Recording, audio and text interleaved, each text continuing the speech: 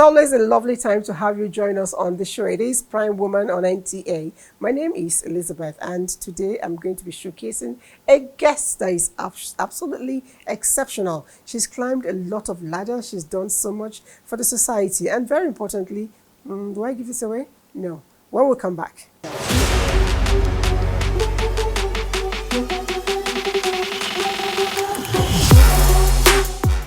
My guest today is a lawyer by profession, a successful politician who has become deputy governor of her state, Anambra, in the southern east part of Nigeria. She holds a master's degree in corporate finance law and professional certificates in microfinance banking, a certified mediator and a fellow of the Institute of Chartered Mediators, a member of the advisory board of the institution or Institute of Leadership and Governance, and the very first vice president of Ambassadors of Peace in Nigeria. My guest today is none other than Her Excellency, Mrs.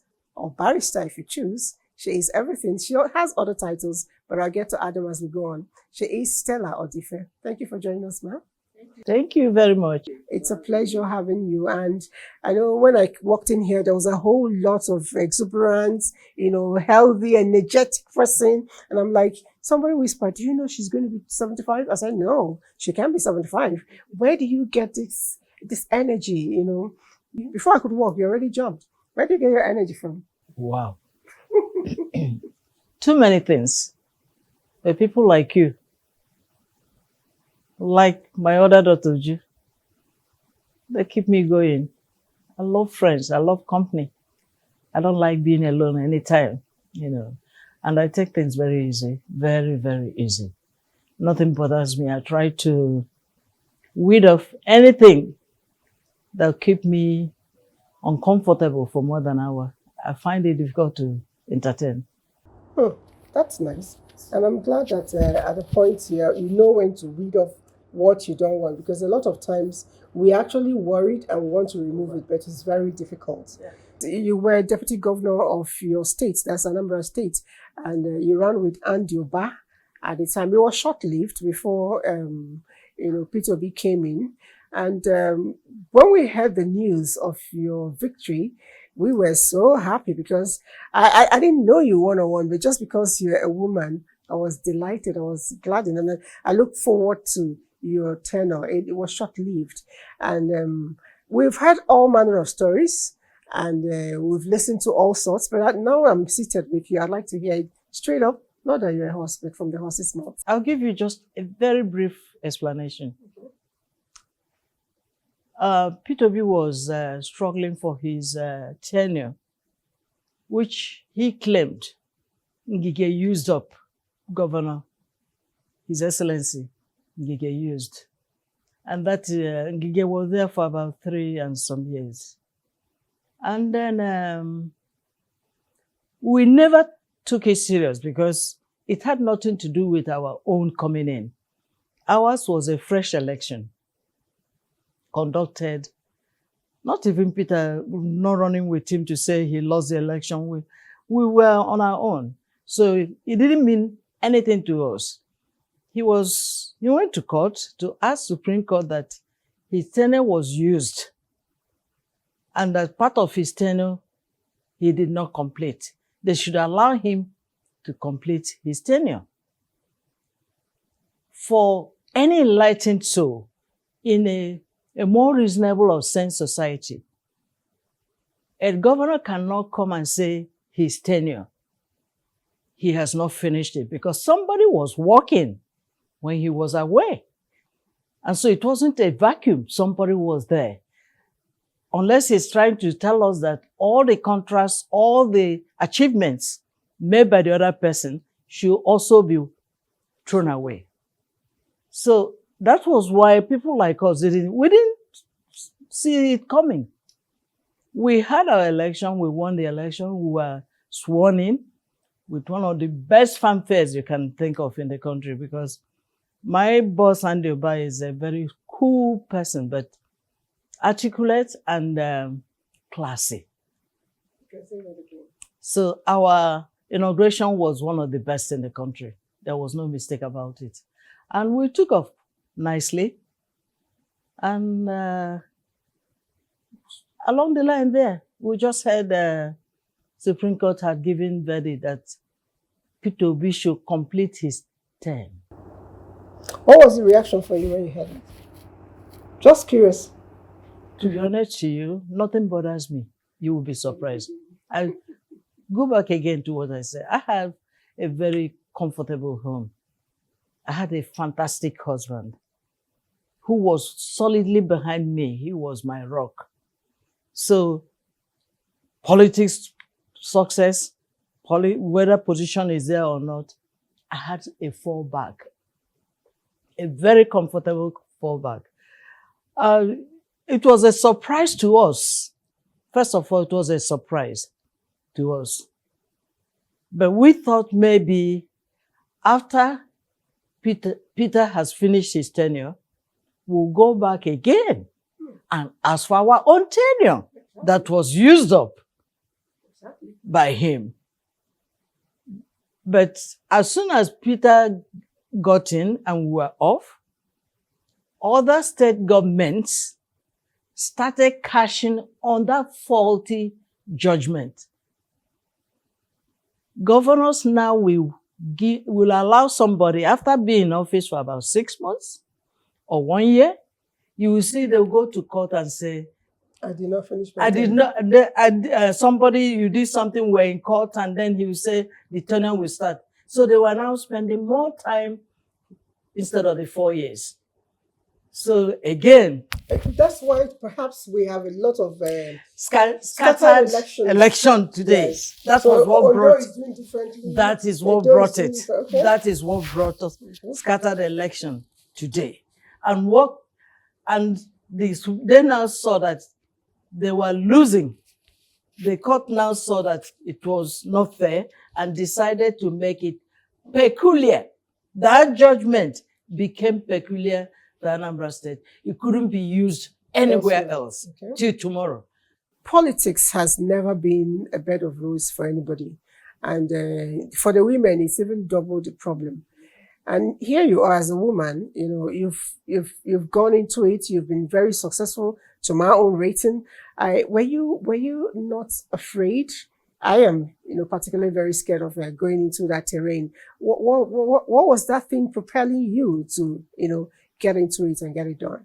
Unfortunately, what is happening now, there is no altar of service behind political adventure.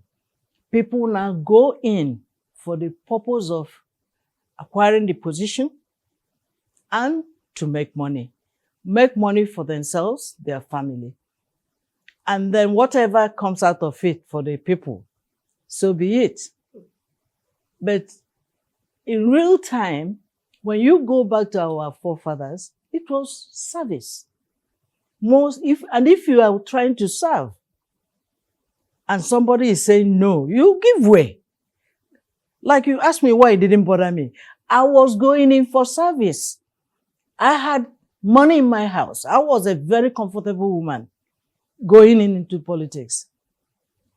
It wasn't to go and embezzle. I wanted to prove a point. I wanted to serve and serve my people. So the problem we have in politics today, it has left service. Politics is just a game of making money, not service-oriented. We should find a way of having service-oriented politics. And we cannot have it under the same structure we have now, where we have money politics. See how much you need to secure a form for the positions in the key political parties. We must remove money from politics if we want to get service-oriented politicians. Assuming now we say that senators will be earning like palm sex, not more than any director in the ministry, federal government, federal house, I bet you 90% now will be women, not men, because the money won't be enough again. It won't be attractive again. Are you telling me this is the reason why we have more women in public service? That is it. Before, even in teaching profession, we used to have men, but when things were changing and they saw that there are better things outside than the civil service, especially teaching, they left it. That's how we have more women in civil service today than men. We must reduce what they are taking. Let us reduce them. They are not more educated than the professors, our doctors, our engineers, who are struggling to survive in the system. For goodness sake. That's what makes it a war, to go there and grab. True. Usually, the higher the stake, the harder the climbing. Exactly. And that's exactly what you're explaining to us. Now, I know that when you moved off, your political, terrain in Anambra, you didn't just stop. You have you've been very loud with your activities for our gender, the female gender. You have your initiative, which is the registered NGO, WOJI. Let me know, MT, just share with us, what does WOJI do? I think I missed the road by not even starting from here.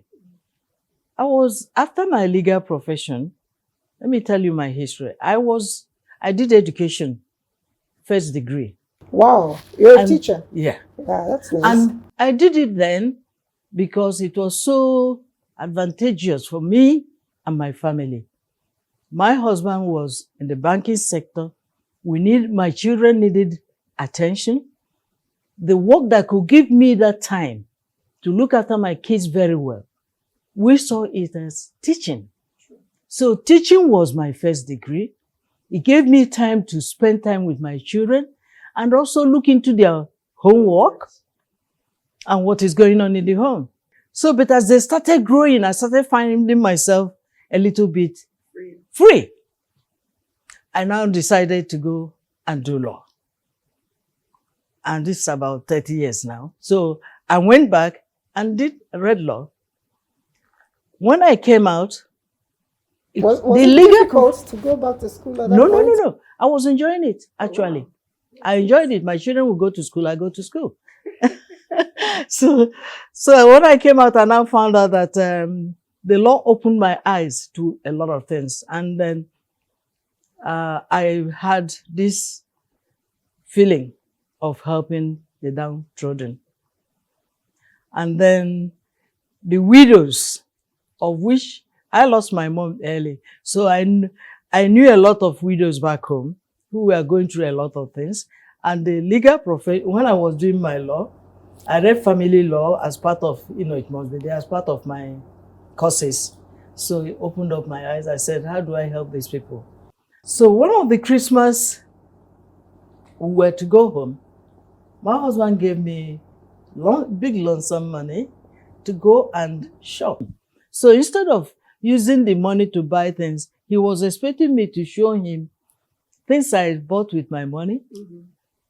Then he saw I bought Ankaras and the other cheap things I was going to distribute at home. He said, oh my God. He didn't tell me immediately. Then after that, he now reinforced me. Then I told him that he said, the best thing you do is to form an NGO so that you have an organization that can take care of that. I said, there you are. I now went and registered WOGI. Meanwhile, I now started doing the NGO work. It was now when I entered the NGO work to help people that I saw that there were so many people really suffering and they needed help. And from seeing so many people suffering, you say, how do I help them more? Because I don't have enough. I said, only a government can come to the rescue of these people. That was how I entered politics. From personal gift, I saw it was not enough. What I have is not enough to take care of my family and those around me.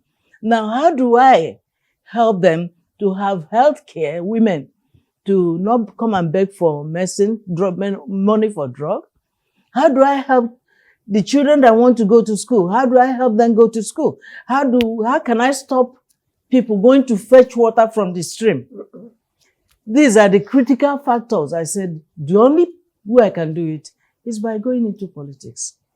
And then the women, each time we had our WOGI workshop, we begged me, People like you should go into politics. Please, we need you there. Then my husband said, you have my blessing. That's how I got into politics. When I was now looking for a way to help the larger More society. people, and I see Larger society. you've done it so wonderfully well that you actually earned yourself a title in you. Yeah. And that's one of the biggest titles you can give to a woman. Yeah. A real mom. In my place, Inyom means, a very solid mother, a very solid woman. Yeah. And it's well deserving for you. Now, talking about mother and mom, you are everything, family, lawyer, politician, and you've been very good at them all. But I'd like to know, how do you juggle it without, cheating one arm of you or the other?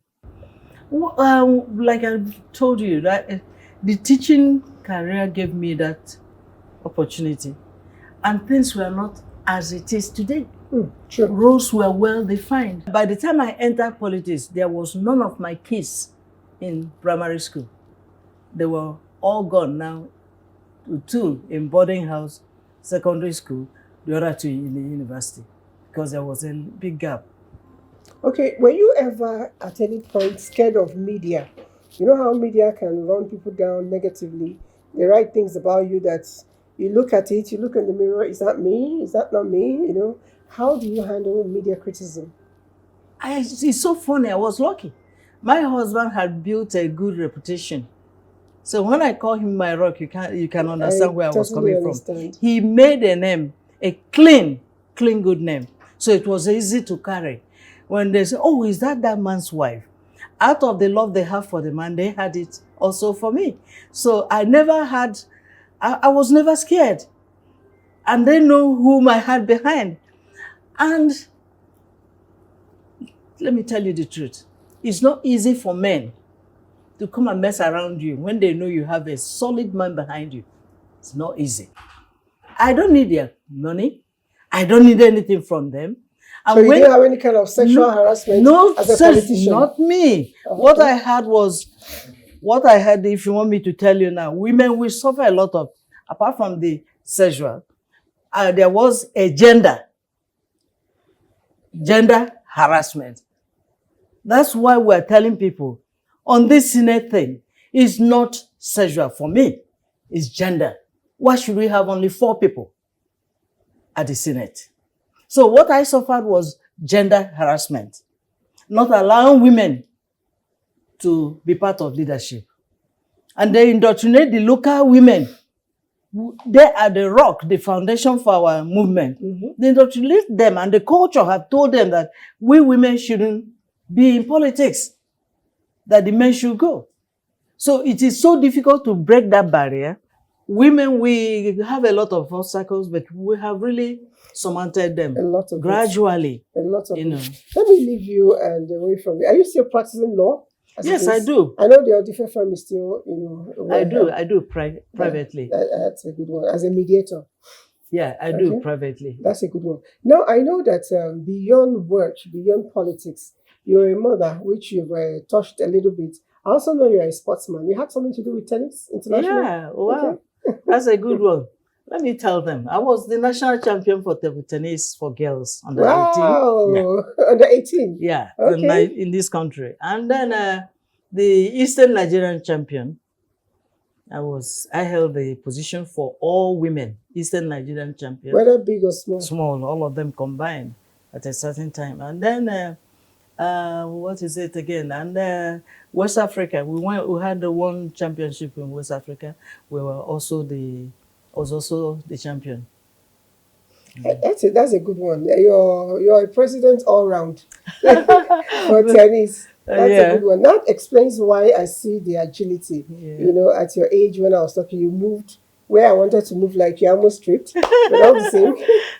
It explains because you've built it over time. Do you still play tennis, and what do you do for relaxation? No, I really don't play all the time, but I do remember wherever I go and I see table tennis, I play.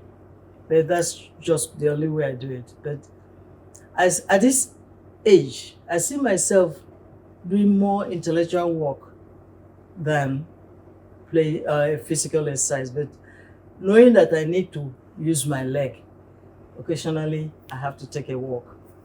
But most of the time, if you come near me, I'm either writing or reading. It's a habit I think I acquired from my husband, because I used to tease him and said, if you were to go mental, I will see you as one of those mad people who are always writing. You see them 24 hours writing. Because the guy was a bookworm. You know, I'm sure the way you call your husband, I'm sure if there's reincarnation, you still marry the same guy. Not only this, will I marry him? I told him maybe if I come back as a male, I'll marry him. When she will be a girl now, I'll marry. Then he said, "Shut up! I will be the one to marry you." He's an exemplary husband. Okay, that's the prayer we always pray for every woman, including our children. It's Women's Day, really, and not Women's Day particularly. It's Women's Month, and we celebrate ourselves, whether or not anybody likes it. I'd like to know, as we celebrate this month of March, marking our own personal month, what is your message for a lot of us, who are watching at the moment? I have an NGO. I know. That I'm hoping I'll be able to talk to them. There's still hope, but we have to find a way to break this ceiling. It's very disheartening that from nine members in the Senate, when we thought we were not doing well, we've been reduced to 4. Also, you go to the federal house. Also, when you go to the state level, women are decreasing in leadership position. It's not a comfortable thing. So we must do something. Women must do something. Find out what is the problem. I am telling you now, for me, the problem is money politics. We must keep advocating that we must stop money politics. In the US, in the advanced countries, it's not money politics. Integrity, character, and what you have. And for Nigeria, because of the way we are, we must reduce the benefits attached to those positions. Make it a little bit unattractive. Make it like a civil service work. We will find ourselves. We see now we'll start competing equally. The men must understand the message, one key message. We are, let's say Nigeria, you say we are 250 million people. Out of the 250 million people, half are women, half men. Out of the 50% we are giving men, youths who are not capable of working, contributing, we take at least 10 or 20%.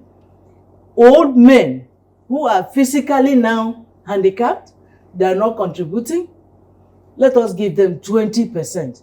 If you add the 10 and 20, you have 30. When you have 30 out of 50, what is left? 20. The men want to be working with 20% to feed 250 people. Is it possible? Because they have already pushed the women aside. And they think with their half in number population, they can control us. They forgot that there are handicaps on their own side. So they must make sure that they also tap into the vibrant women to join with the vibrant men to work and feed us. Women must not look back. We keep fighting them. We must keep challenging the men. We'll keep collaborating with them, not fighting them. And we must, because they have refused. So we'll just apply a little bit. We'll apply, okay, I accept now. We will collaborate with them. But where they refuse, we challenge them. Okay. We collaborate. If they refuse, we challenge them. That's the way to go. Thank you very much. You. We've been talking to a lovely woman. I almost don't want to end this, but I have to go. I have learned a whole lot. And if you ask me what I took out now is ability to, turn my lemon into lemonade, perseverance, and always seeing the brighter side of things, keeping myself happy, because that way I can get to be your age and be as healthy as you are. The show is Prime Woman. We'll see you again next week when we bring you another exciting personality. Ciao, ciao.